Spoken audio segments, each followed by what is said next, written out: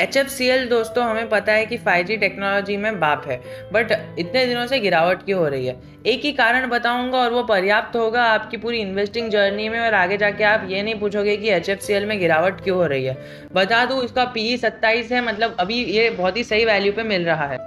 देखिए, कोई भी बंदा कभी खरीदेगा जब वो लोअर सर्किट में आ रहा होगा।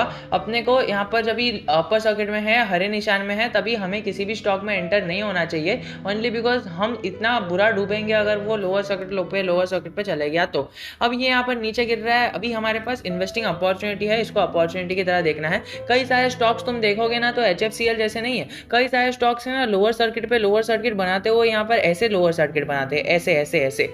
बट ये स्टॉक ने अपने इतिहास को मेंटेन रखा और इसने है ना एक अच्छा खासा यहाँ पर 2% का ही नुकसान दिया है। तुम देखो, बीच में बाउंस बैक दिया, फिर वो किया और 2% का नुकसान दिया है बस। मतलब इतना ज़्यादा भी नुकसान नहीं किया।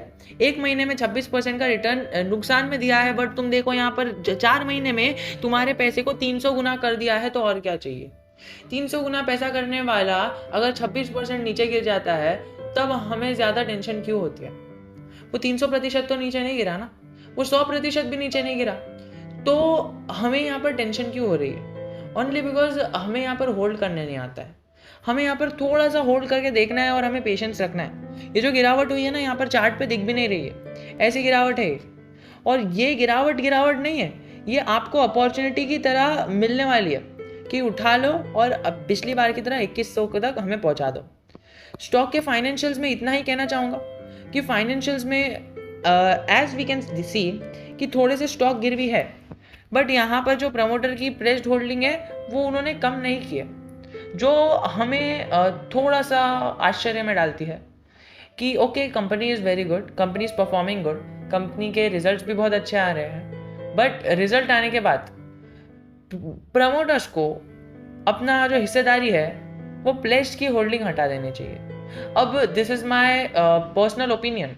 अब कंपनी के मैनेजमेंट का ओपिनियन डिफरेंट हो सकता है, we can't say anything, they must be having different plans, but still हमें यहाँ पर एक व्यू लेके चलना होगा। अब आपका प्लेस्ड होल्डिंग से रिलेटेड क्या राय है मुझे कमेंट सेक्शन में ज़रूर बताना। बट रुको यार, प्रमोटर्स के पास कितनी होल्डिंग है? 44% की होल्डिंग है, तो समझ जाओ 22% की होल्डिंग और यहाँ पर प्लेस्ड है और 22% की होल्डिंग प्रमोटर्स के पास एक्चुअली इन मायने में है। देखें, यहाँ पर पब्लिक की होल्डिंग बहुत ज़्यादा है, 55% है, और डोमेस्टिक इन्वेस्टर्स की होल्डिंग बहुत ही कम है। बट यदि हम यहाँ पर FIIs को देखें तो FIIs ने भी अपना स्टेक 2% का रखा है, और over the period of time FIIs का डेटा देखोगे तो तुम्हें इंक्रीज मैनर में ही दिखेगा। ईयर ऑन ईयर बहुत ही अच्छी ग्रोथ देता हुआ ये कंपनी, हमें रेवेन्यू में भी ग्रोथ दिखने मिल रही है, हमें नेट प्रॉफिट में भी ग्रोथ देखने मिल रही है, हमें अर्निंग पर शेयर में भी ग्रोथ देखने मिल रही है, और यहाँ तक कि हमें ROE और यहाँ पर BVPS और डेट टू इक्विटी रेशियो सब में ग्रोथ देखने मिल रही है। तो प्रॉब्लम कहाँ आ रही है दोस्तों? प्रॉब्लम ये आ रही है कि स्टॉक बहुत ज़्यादा रैली दे चुका है। अब स्टॉक का करेक्ट होना भी इतना ही ज़रूरी है जितना उसका रैली देना ज़रूरी है। फिनस्टार के अकॉर्डिंग मुझे बहुत पसंद है फिनस्टार, बिकॉज ये खुद का पर्सनल ओपिनियन नहीं बताते हैं, they always say according to the financials. And मुझे हमेशा से पता है कि ये जो 1 स्टार कटा है ना, ये वो प्लेस्ड होल्डिंग की वजह से ही कटा है। अगर तुम देखोगे तो ओनरशिप यहाँ पर देखिए, ओनरशिप में यहाँ पर दिख रहा है कि इंस्टीट्यूशनल इन्वेस्टर्स और प्रमोटर्स की प्लेजिंग की वजह से इन्हें कम स्टार मिले हैं, 2 स्टार मिले हैं। बाकी सब में है ना, इन्होंने अपना दिल जीता और 4 के 4 स्टार हासिल किए, बट यहाँ पर 2 स्टार की वजह से उनकी रेटिंग कम हो गई और यहाँ पर 4 हो गई।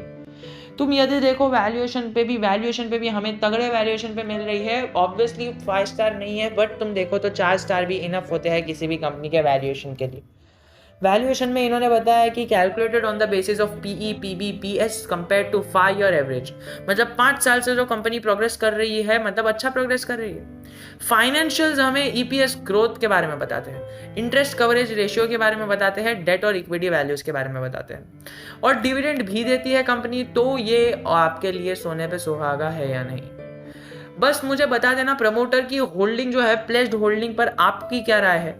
बट यहाँ पर अगर हम देखें तो इसका PE का चार्ट भी देखो ना, अच्छा खासा ऊपर चले जाता है ना, तो नीचे आ जाता है। 5 साल का चार्ट पैटर्न देखेंगे, PE का थोड़ा लोड होने में टाइम लेगा, बट स्टिल हमें पता चल जाएगा जितनी ज़्यादा अपवर्ड मूवमेंट आती है उतनी बड़ी करेक्शन आती है। जब वो स्टॉक खुद के पीई को मेंटेन करने की कोशिश कर रहा है, तब समझ जाओ कि स्टॉक प्रोग्रेस कर रहा है।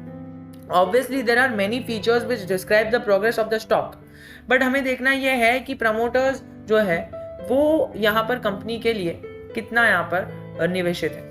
कंपनी के पास कंटिंजेंट लायबिलिटी 1000 करोड़ के आसपास है और कंपनी के पास प्लेस्ड होल्डिंग यहाँ पर ज्यादा है।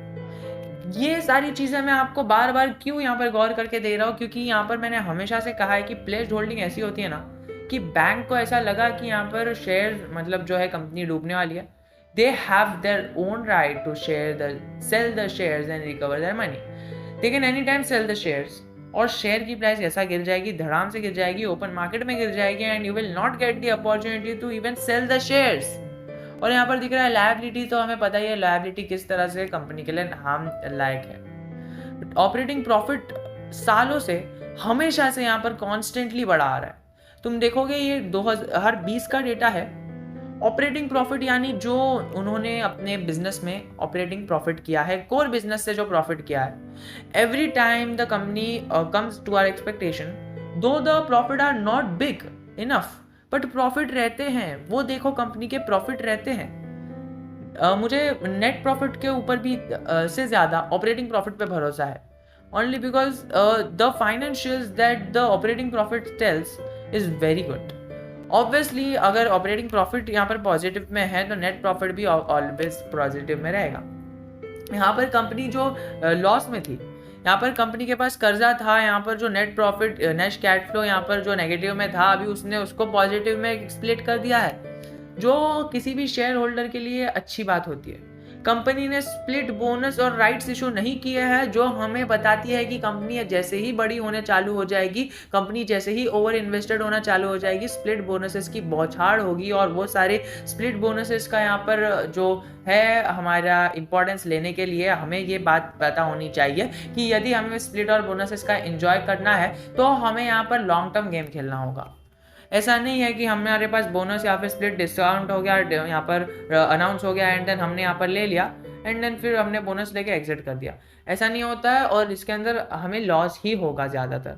प्रॉफिट लेना है, बोनस और स्प्लिट का क्या फ़ायदा है, मुझे बस आप एक बार कमेंट कर देना, मैं आपको पूरा डेडिकेटेडली वीडियो बना के बता दूंगा कि क्या फ़ायदा होता है बोनस और स्प्लिट का।